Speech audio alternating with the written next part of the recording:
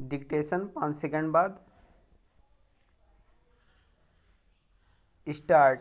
हर 2 साल बाद भारत में होने वाला एयर शो एयरो इंडिया यदि चर्चा में है तो कोई आश्चर्य नहीं।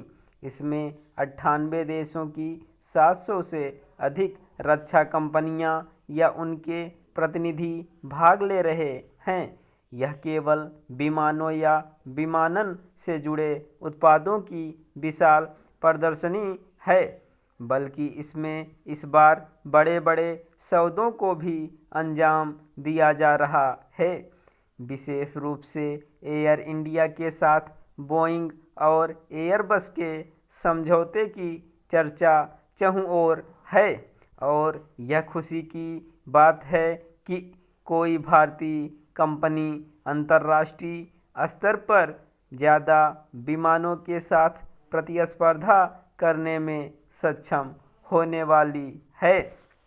प्रधानमंत्री नरेंद्र मोदी ने उद्घाटन करते हुए कहा था कि एयरो इंडिया पहले सिर्फ शो या भारत के प्रचार की एक खिड़की हुआ करता था, पर इस बार धारणा बदल गई है।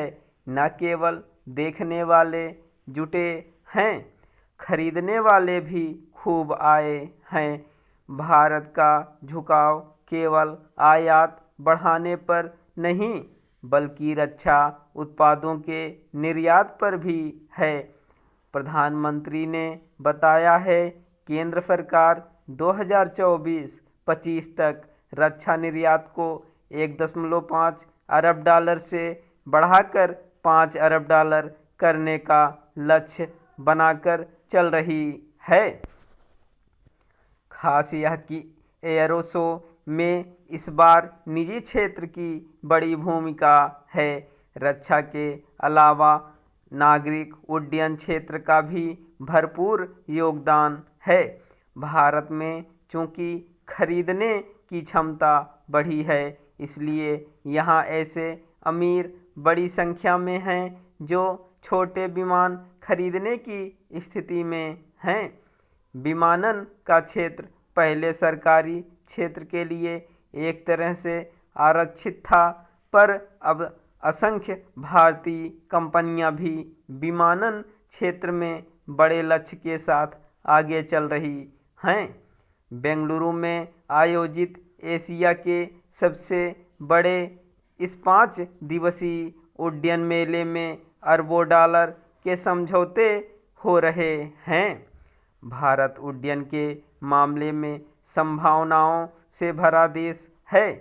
दुनिया में सबसे ज़्यादा आबादी वाले देश में उड्डयन सेवाओं में अभी बहुत विस्तार की गुंजाइश है। व्यापकता में देखें तो एयरो शो में अमेरिकी व अन्य विदेशी कंपनियों ने भी खरीदारी की है। यह खरीद के समझौते किए हैं। भारत में तैयार हो रहे तेजस विमान व अन्य उत्पादों के भी ग्राहक कम नहीं हैं। भारतीय उत्पादों की बिक्री और प्रचार पर ज़्यादा ध्यान देने की ज़रूरत है।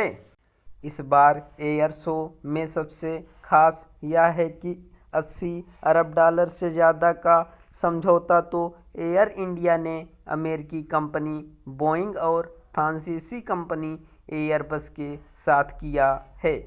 एयर इंडिया बोइंग और एयरबस से 475 विमान खरीदने जा रहा है।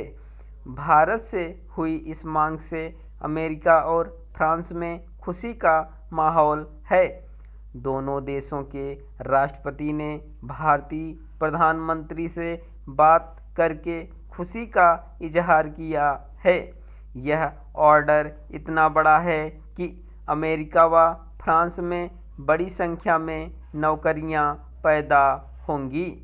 इसका परोक्ष फायदा भारतीय कंपनियों व युवाओं को भी मिलेगा। इन समझौतों का अपना रणनीतिक महत्व है।